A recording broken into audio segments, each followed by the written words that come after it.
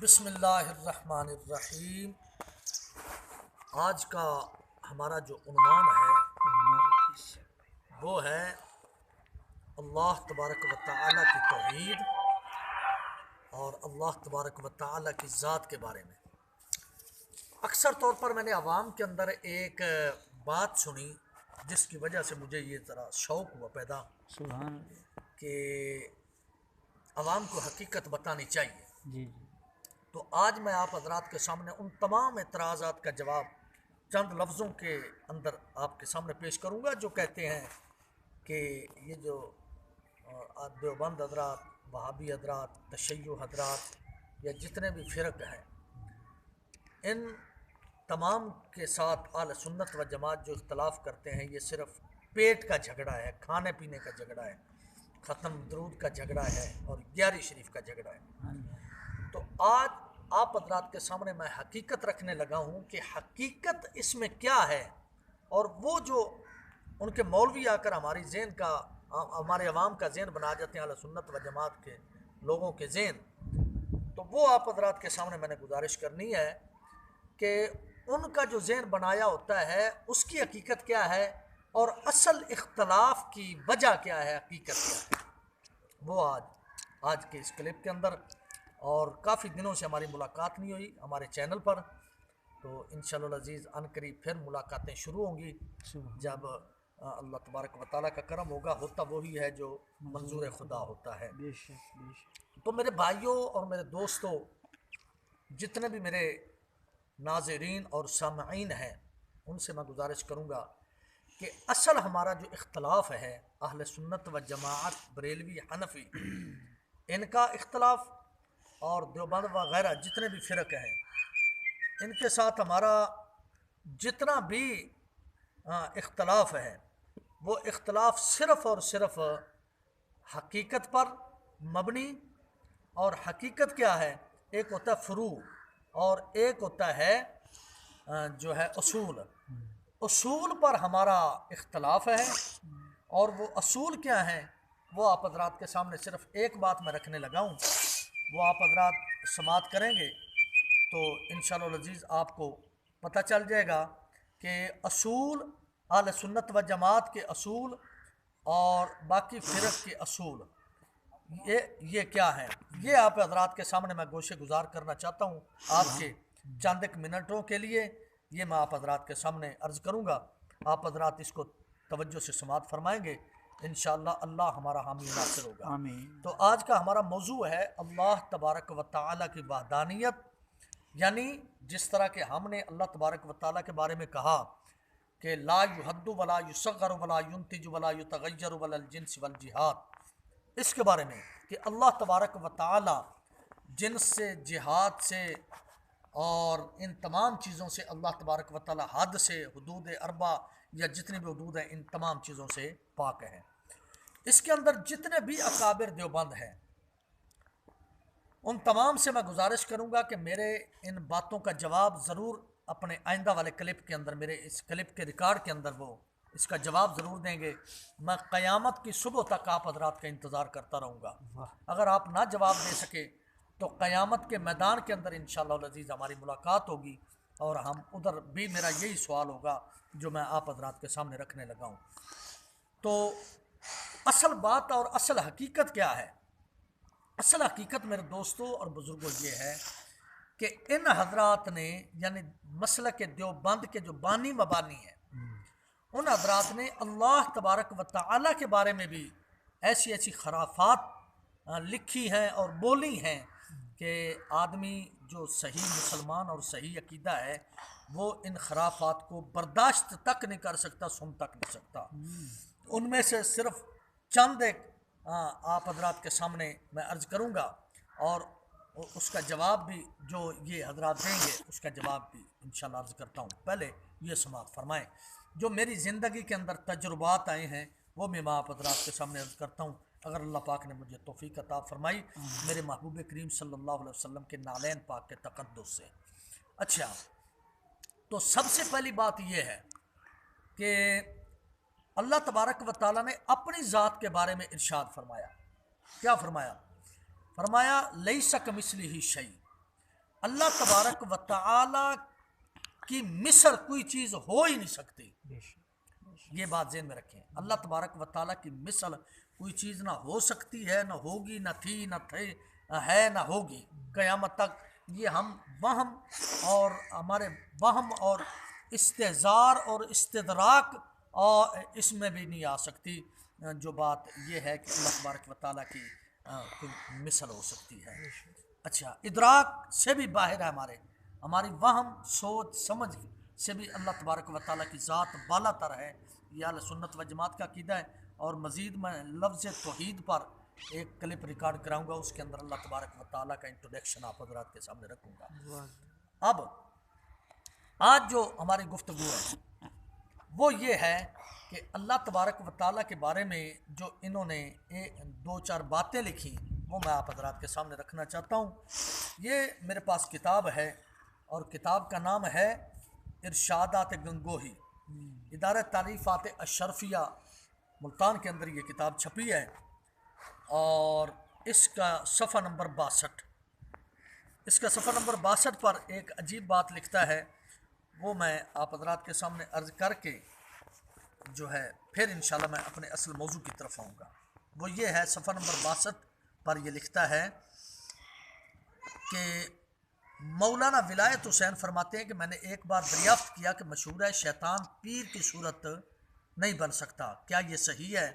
हजरत ने इरशाद फरमाया, यानी गंगोही साहब ने इरशाद फरमाया, इन हजरत जो गंगोही हैं इनके, उन्होंने इरशाद फरमाया, हाँ अगर मुरीद को तौहीद मतलब हासिल हो और इसके ये माना है कि मुरीद का एतकाद पीर के साथ इस कदर रासिख हो कि दुनिया के अंदर इसके सिवाय किसी को ज़रिया हिदायत न समझता हो, तो वाकई मतलब कहने का उसका ये है कि पीर की शक्ल में शैतान नहीं आ सकता। ठीक हो गया। अच्छा, और कमा खा ये भी फरमाया कि तौहीद मतलब की तारीफ रिसाला मक्किया में खूब की गई है। अब इसका मतलब क्या निकला कि शैतान पीर की शक्ल में नहीं आ सकता, क्योंकि पीर जो है तौहीद के अंदर रासिख हो चुका है। जब तौहीद के अंदर पीर रासिख हो जाए तो पीर की शक्ल के अंदर शैतान नहीं आ सकता, पीर की शक्ल के अंदर। ये किताब का मैंने हवाला दे दिया, इदारा तालीफात अशरफिया। अच्छा, ये था पीर की तारीफ के अंदर हजरत का लिखना कि पीर जब तौहीद के मानी और मारिफत हासिल कर ले तो शैतान उसकी शक्ल में नहीं आ सकता। ये ग्रंटेड बात उन्होंने लिखी है। अब ये दो किताबें मेरे पास मौजूद हैं, इनमें से दोनों का एक एक हवाला दे के फिर मैं कुरान पाक की आयत मुबारक अर्ज़ करता हूँ, वो आप हज़रात समात करेंगे और बंदा अहकर के लिए दुआ करेंगे। और गैरों से गुजारिश है कि जितने भी इनके मुनाजरीन फिर रहे हैं वो मेरी इस बात का कोई ना कोई तोड़ ज़रूर पेश करेंगे। या फिर मौलाना आमिर उस्मानी जो हिंदुस्तान के हैं, उन्होंने जो तबसरा लिखा था हज़रतुल अल्लामा किबला अरशदुल कादरी साहब की किताब ज़लज़ला के आखिर में तबसरा छपा हुआ है, उसके अंदर उन्होंने फरमाया था कि देवबंद के पास जवाब नहीं है सवाए इस बात के कि या तो देवबंद की किताबों को किसी चुराहे के अंदर फेंक दें या फिर उनको आग लगा कर ये कह दें कि हमारा इनके साथ कोई तल्लक नहीं। तो इंशाल्लाह उम्मीद है कि ये जो मैं हवाले दे रहा हूँ यहाँ भी इनका यही जवाब होगा। जो मुनसिफ हजरात हैं, जो हट धर्म हैं, वो क्या क्या जवाब देते हैं वो मैं आप हजरात के सामने पेश करता हूँ, आप समात फरमाएंगे। ये मेरे पास किताब है, हर जगह से ये किताब मैसर हो सकती है और इदारा तालीफ़ात अशरफिया उसी मकतबे की छपी हुई है जिस मकतबे का पहले मैंने हवाला पेश किया। ये लिखने वाला कौन है मैं आप हज़रात के सामने अर्ज कर रहा हूँ। लिखने वाला मौलाना थानवी है, मौलाना थानवी। और तहकीक व तखरीज व तहशिया आलिम रब्बानी हज़रत मौलाना मुफ्ती अब्दुल कादर शेखुल हदीस दारुल उलूम कबीर वाला। और तकदीम व नज़र सानी शेखुल इस्लाम मुफ्ती मोहम्मद तकी उस्मानी कराची वाला। इन्होंने इस किताब की तखरीज भी की, नज़र सानी भी की, तहकीक भी की, तहशिया भी लिखा, हाशिया।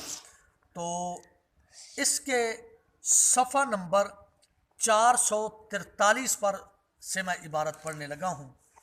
इस किताब के सफ़ा नंबर 443 पर वो दिल पे हाथ रख के आप हजरात तवज्जो से समात करेंगे और फिर किसी मौलवी से पूछेंगे कि ये अब बताएं कि जो है मौलवी के हलवे को ख़तरा था या अल्लाह तबारक व तआला की ज़ात पर ये तुम्हारा इल्ज़ाम है।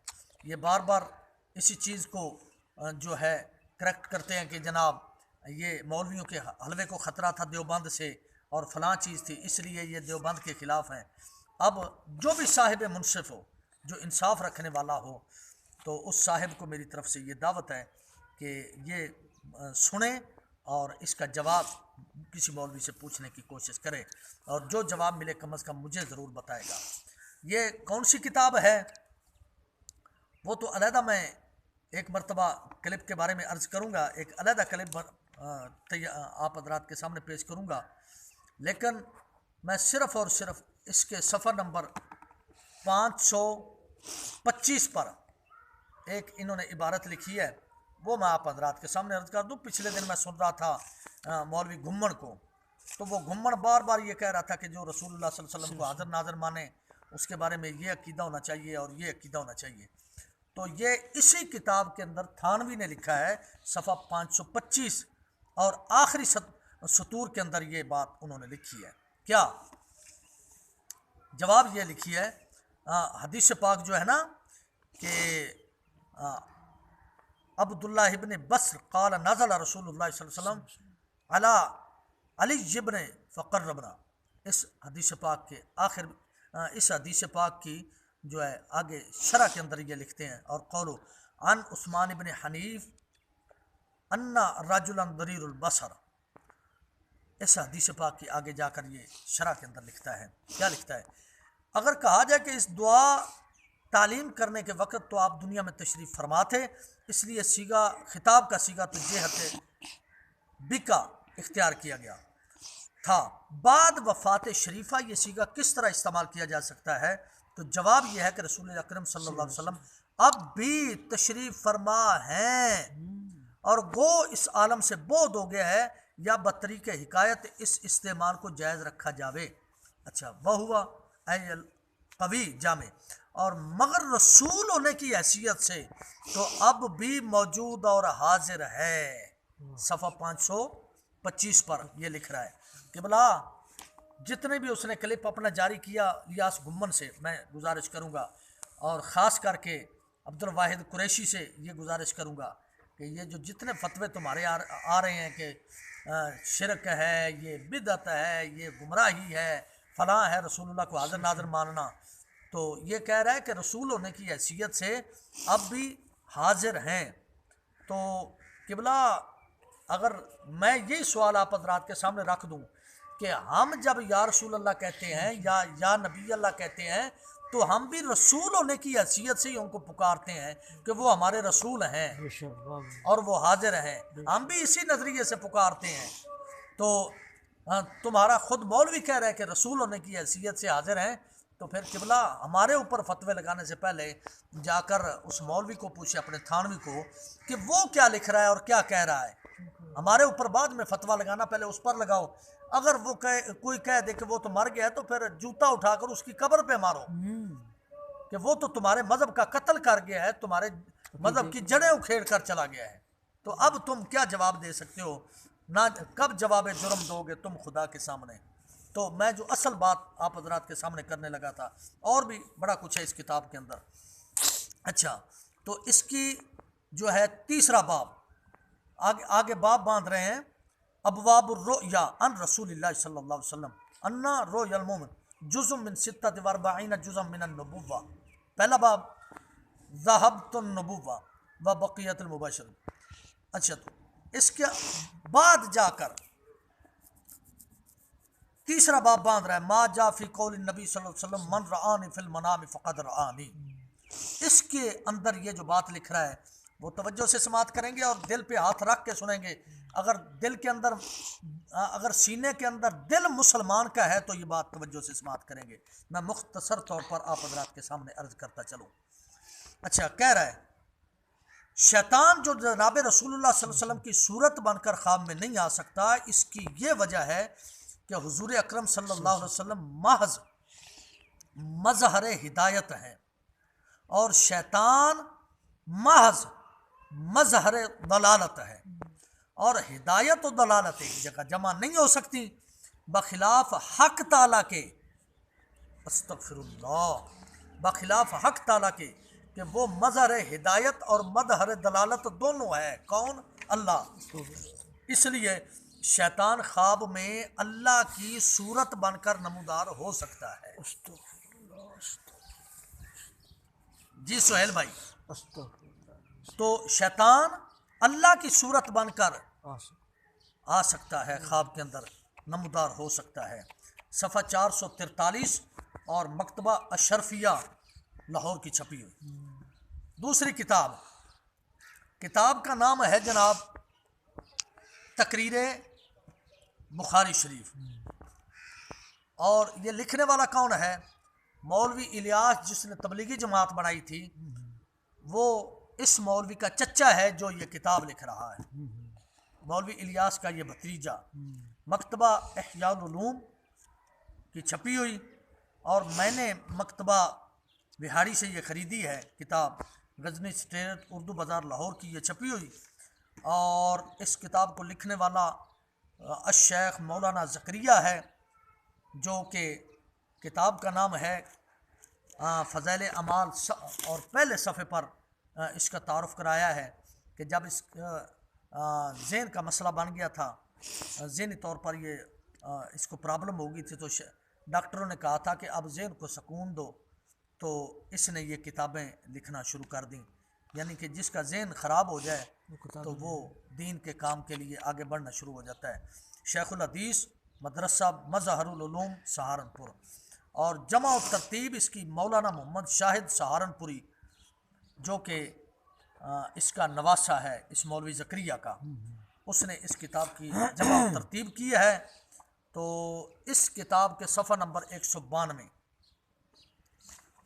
अल्लाहु अकबर कबीरा, सफ़ा नंबर 192 पर जो है ये इबारत मौजूद है, वो मैं आप हज़रात के सामने रखने लगा हूँ। वो भी बिल्कुल इसी तरह की इबारत जिस तरह के मैंने पहले इबारत पेश की है मौलवी थानवी की, वो समात करेंगे, और उसके बाद इंशाअल्लाह अज़ीज़ मैं आप हज़रात के सामने एक दो गुजारिशात अर्ज़ करने जा रहा हूँ, वो समात करेंगे। सफ़ा 192 जिल्द अव्वल, तकरीर बुखारी शरीफ उर्दू, किताबुल इल्म के बिल्कुल पीछे एक बाब है, वो ज़रा समात करेंगे। बाब का नाम मर आनी फिल्मनामी फ़क़द आनी है। ये मसला किताब ताबीर रोया का है, तफसील के साथ वहीं आएगा, हज़रत लिख रहे हैं। अब यहाँ ये सुनो कि इस पर उलमा उम्मत का इजमा है कि जिसने हुजूर अकरम सल्लल्लाहु अलैहि वसल्लम को देखा उसने आप ही को देखा। शैतान के अंदर ये हिम्मत नहीं कि वो आपकी शक्ल में आकर ये कह दे कि मैं मोहम्मद हूँ। अलबत्ता वो खुदाए ताला की शक्ल में आकर ये कह सकता है कि मैं खुदा हूँ। और वजह इसकी ये है कि अल्लाह की दो सिफतें हादी व मुदिल, अल्लाह के दलाल का मजहर तो शैतान है, लिहाजा वो सिफत दलालत का मजहर बनकर सामने आ सकता है, बखिलाफ़ नबी करीम सल्लल्लाहु अलैहि वसल्लम के कि आप हादी माज हैं, लिहाजा वो आप सल्लल्लाहु अलैहि वसल्लम की शक्ल के अंदर नहीं आ सकता। अच्छा, ये सफ़ा नंबर 192, और मौलवी ज़करिया लिखने वाला, जिसकी किताब फ़ज़ाइल अमाल, हर वक़्त ये पंडोका प्रोग्राम, बिस्तरी प्रोग्राम उठाकर अपने जो है बगल के अंदर दबाकर हर वक़्त कुरान की जगह इसकी तिलावत करते हैं, उन तमाम से मेरी गुजारिश है कि अपने बाप जी की बात सुने और ठंडे दिल के साथ सुने, आपको बड़ा लुत्फ़ आएगा सुनते हुए कि अल्लाह तबारक व तआला रिज़्क़ हकीकत में अल्लाह देता है, लेकिन कमा कर कौन लाता है? बाप। तो अब ये रिज़्क़ देने के अंदर ये कह दे अगर कि जिस तरह अल्लाह रिज़्क़ देता है, रिज़्क़ देने में मैं भी अल्लाह की मिसल हो गया हूँ, तो ये कह सकता है? नहीं कह सकता, क्योंकि हकीकत में रिज़्क़ देने वाले अल्लाह की ज़ात है, वहुव खैरुर राज़िकीन। ये उसके दिए हुए से वसीले और बहाने से रिज़्क़ तलाश करके अपनी औलाद को खिला रहा है। इतनी बातें नहीं समझ आती इनको। अच्छा, जिनसे मेरी गुफ्तगू हुई वो समात करेंगे। जब मेरी इन्हीं के मौलवियों से गुफ्तगू हुई, वो मौलवी इस्माइल है कहरोड़ पक्के का दारुल कुरान वाला, जिसके मदरसे से 16 लड़कियां गईं हामिला होकर, लेकिन आज तक किसी को गैरत ना आई कि दोबारा बच्चियां ना उधर छोड़ें, क्योंकि जिनका वतीरा ही ये हो, जिनकी जहनीत ही ये हो, तो उनको हम कैसे सीधे रास्ते पर ला सकते हैं। तो उससे भी मेरी गुफ्तगू हुई, और भी मौलवियों से मेरी गुफ्तगू हुई। एक मौलवी से मेरी गुफ्तगू हुई, वो कहने लगा युदिल्लु बिही कसीरम व यहदी भी कसीरा, अल्लाह तबारक व तआला गुमराह करता है और अल्लाह हिदायत देता है। तो जब अल्लाह गुमराह करता है तो फिर ये शैतान अल्लाह तबारक व तआला की शक्ल में आ सकता है मुदिल बनकर। अच्छा, एक ने ये मुझे जवाब दिया। दूसरे ने मुझे कहा कि जनाब अल्लाह तबारक व तआला, हाँ, उसने इससे भी ज़्यादा जहरीला जवाब दिया। जवाब क्या था? कहने लगा जी मैनू ये दसो कि क़यामत तो पहले दज्जाल ने किस सूरत दे विच बन के आना है। मैंने कहा जी आप बताएं, मैं तो इतना पढ़ा नहीं हूँ, आप बता दें। कहने लगा दज्जाल भी तो अल्लाह की शक्ल च बन के आवेगा ना, इस वास्ते कदे बारिश वसा देगा, कदे कुछ कर देगा। ये भी एक देवबंदी का बयान। अच्छा, तीसरा बोला, कहने लगा जी जब अल्लाह तबारक व तआला खुद इरशाद फरमाता है यतक़र्रबु इलय्या बिन नवाफिल, कि नवाफिल के ज़रिए बंदा मेरे करीब हो जाता है, मैं उसकी आँख बन जाता हूँ, मैं उसका मुंह बन जाता हूँ, मैं उसके हाथ बन जाता हूँ। तो लिहाजा अगर बंदा अपने जो है अपने बंदा मोमिन के हाथ पाँव बन सकता है, तो फिर अल्लाह तबारक व तआला शैतान के भी हाथ पाँव बन सकता है। ये हैं इनके जवाबात। अब मैं जो गुजारिश करने लगा हूँ, पहली बात का जवाब कि क्या अगर अल्लाह तबारक व तआला माअज़ल्लाह बकौल इनके कि अल्लाह गुमराह करता है, जबकि इस तरह की बात नहीं है।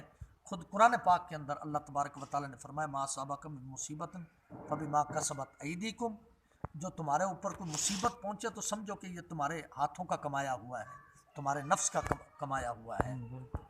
मा असाबकुम मिन हसनतिन फमिनल्लाह औ कमा क़ाल, कि अगर कोई अच्छाई पहुँचे और बेहतरी पहुँचे तो समझो कि ये अल्लाह तबारक व तआला की तरफ से है। कुरान पाक का नज़रिया। दूसरी जगह अल्लाह तबारक व तआला ने कुरान पाक के अंदर इरशाद फरमाया इन्नल्लाह यअमुरु बिल अदल वल इहसान व ईताइ दिल कुर्बा व यनहा अनिल फ़हशाइ वल मुनकर। अल्लाह तबारक व तआला नेकियों का हुक्म देता है तुम्हें। यअमुरुकुम, अल्लाह तबारक व तआला तुम्हें नेकियों का हुक्म देता है। व यनहा अनिल फ़हशा, के बुराइयों से तुम्हें रोकता है। तो जहन्नुम में ले जाने वाली कौन सी चीज़ है? बुराई। जो जहन्नुम में ले जाने वाली चीज़ है उससे तो अल्लाह तबारक व तआला रोक रहा है। फिर ये बार बार कैसे कहते हैं कि अल्लाह ही गुमराह कर देते, अल्लाह ही फलां कर देते, अल्लाह ही फलां कर देते। तो ये बहाने साजी, ये दो नंबरी, ये सब के सब इनका वतीरा है। और आला हज़रत रहमतुल्लाह अलैह इमाम गैरत, ये रज़ा के नेज़े की मार है कि अदुव के सीने में गार है। आला हज़रत रहमतुल्लाह ताला अलैह के एक अदने से आपके दर मुबारक का अदना सा चौकीदार अहकरुन्नास आप हज़रात के सामने मैं अर्ज़ कर रहा हूँ कि मेरे, अच्छा अगर बिलफ़र्ज़ आपकी बात मान ली जाए कि अल्लाह ही गुमराह करता है बेफ़र्ज़ मुहाल, फ़र्ज़ की भी दो किस्में, कि अल्लाह तबारक व तआला गुमराह करता है, कि अगर बिलफ़र्ज़ हम मान लें कि चंद घड़ियों के लिए बफ़र्ज़ मुहाल कि अल्लाह गुमराह करता है, तो अगर अल्लाह गुमराह करता है तो क्या फिर अल्लाह तबारक व तआला की शक्ल शैतान बन सकता है? अगर आपकी बात मान लें कि बफ़र्ज़ मुहाल अगर अल्लाह ही गुमराह करता है, तो क्या फिर इस माना के अंदर हम कह सकते हैं कि शैतान अल्लाह की शक्ल बन गया? अगर हम इस बात को माने तो फिर कुरान पाक के अंदर जो अल्लाह तबारक व तआला ने इरशाद फरमाया लैसा कमिस्लिही शै, उसको उसकी तो कोई चीज़ मिसल हो ही नहीं सकती। तो फिर कुरान के बारे में जनाब का क्या ख्याल होगा अगर हम मान लें कि शैतान अल्लाह तबारक व तआला की शक्ल के अंदर बन गया? हज़रत अम्मी आयशा तो सिद्दीक़ा ने आयत मुबारक पेश की थी, कौन सी? ला युद्रिकुल अबसार, कि अल्लाह तबारक कोई नज़र अल्लाह तबारक व तआला का इदराक नहीं कर सकती, कोई नज़र भी इस कायनात के अंदर। तो जब हम ये भी मान रहे हैं कुरान पाक कि अल्लाह कुरान पाक के अंदर इरशाद फरमाता है कि कोई नज़र अल्लाह तबारक व तआला का जो इदराक नहीं कर सकती, तो फिर आप बताएंगे कि आपको किसने आकर बताया कि शैतान ने अल्लाह का इदराक कर लिया है? अच्छा, नंबर 3, कायनात के अंदर हज़रत आदम अलैहिस्सलाम से लेकर मेरे नबी की ज़ात पाक तक और मेरे नबी की ज़ात से लेकर क़यामत तक कोई बंदा ये कह दे कि मैंने अल्लाह तबारक व तआला को देखा है, वो हज़रत इमाम अहमद बिन हम्बल और वो रवायात नहीं जो ख्वाब के अंदर हज़रत इमाम अहमद बिन हम्बल फरमाते हैं कि मैंने अल्लाह तबारक व तआला को देखा, उसके अंदर कुछ गुफ्तगू है, वो मैं इंशाल्लाह अगर वक्त मिला तो मैं आप हज़रात के सामने रखूँगा। अच्छा, कोई बंदा ये दावा कर दे कि मैंने अल्लाह तबारक व तआला को बग़ैर हिजाब के देखा है, जब कोई नहीं कर सकता। मेरे नबी ने दावा किया है कि मैंने अपने अल्लाह तबारक व तआला को फ़ी अहसन रअयतु रब्बी फ़ी अहसन सूरतिन, मैंने अपने रब को बहुत सोहनी और खूबसूरत शक्ल के अंदर देखा। तो जब नबी करीम सल्लल्लाहु अलैहि वसल्लम अल्लाह तबारक व तआला को देख कर आए और देखने के बाद मेरे नबी मेरे अल्लाह का हुलिया नहीं बयान कर सके कि मेरा अल्लाह तबारक व तआला कैसा है, तो जब मेरे नबी बयान नहीं कर सके तो फिर मुबारक हो किबला आप हजरात को, जो आप अपने बाप शैतान की वकालत कर रहे हो कि हमारा बाप अल्लाह की शक्ल में आ सकता है। क्या आप में से कोई मौलवी या कब्र से उठा लो मौलवियों को, वो आकर जवाब ये दे सकते हैं कि शैतान ने कब अल्लाह को देखा है, किस हाल में देखा है, किस सूरत के अंदर देखा है? जब उसने देखा ही नहीं तो फिर अल्लाह की शक्ल में ये कैसे आएगा? बिल्कुल बिल्कुल, बहुत खूब। कैसे ये शक्ल में आ सकता है अल्लाह तबारक व तआला की? तो असल जो झगड़ा था हमारा, ये झगड़ा था कि अल्लाह तबारक व तआला, और इब्तदाई जो बात मैंने की थी वो फिर न रह जाए कि मौलाना कहते हैं कि जो पीर, जो मुर्शिद, जो शेख अल्लाह तबारक व तआला की वहदानियत का, अल्लाह की तौहीद का आरिफ बन जाए, उसकी शक्ल के अंदर शैतान नहीं आ सकता।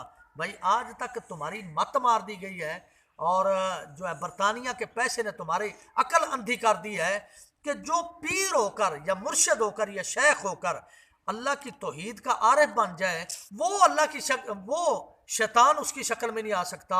तो जिसके मार्फत पीर ने हासिल की है उसकी शक्ल में कैसे तुम कहते हो कि शैतान आ सकता? वेरी गुड, बहुत अच्छी, बहुत अच्छी, बहुत खूब। तो ये बड़ी अजीब बातें हैं, कोई मानने वाली बात नहीं है कि तुम कैसे कह देते हो। पता नहीं तुम्हारी कितनी उल्टी मंतिक है कि तुम खामखा बैठे बैठे अल्लाह तबारक व तआला के बारे में, और नेक्स्ट टाइम इंशाल्लाह मैं आप हज़रात के सामने अर्ज करूंगा कि अल्लाह तबारक व तआला के बारे में दूसरा इनका अकीदा क्या है। तो मेरे दोस्तों, अगर आप हज़रात के सामने कोई आकर कह दे कि जनाब डेढ़ दा रोला है, पेट दे झगड़े ने, हलवा मुकदा सी मौलवी दा, फलां हुंदा सी, तो आप कह सकते हो कि ये पेट का झगड़ा नहीं, ये खाने पीने का झगड़ा नहीं, ये झगड़ा अल्लाह की इज्जत का और रसूलुल्लाह सल्लल्लाहु अलैहि वसल्लम की अजमत का झगड़ा है। आखिर में एक आयत मुबारका पेश कर दूं कुरान पाक की, उसके बाद इंशाल्लाह हम अपने इख्तिताम की तरफ जाते हैं। तो अल्लाह तबारक व तआला ने कुरान पाक के अंदर इरशाद फरमाया, शायद कि इन्हीं मौलवियों के बारे में ही फरमाया था अल्लाह तबारक व तआला ने कुरान पाक के अंदर। वैसे तो उमूमी होती है हर आयत कुरान पाक की, लेकिन अल्लाह तबारक व तआला ने कुरान पाक के अंदर इरशाद फरमाया, कुछ आयत मुबारका खुसूसी और आम ख़ास, कुछ उमूम खुसूस मुतलक, कुछ उमूम खुसूस मिन वजहिन, ये तमाम आयत मुबारका। लेकिन अल्लाह तबारक व तआला ने क्या खूब इरशाद फरमाया कुरान पाक के अंदर, क्या फरमाया? फरमाया वमा क़दरुल्लाह हक़्क़ क़द्रिही, आए महबूब इन्होंने अल्लाह तबारक व तआला की कदर नहीं की जिस तरह के कदर करने का हक था।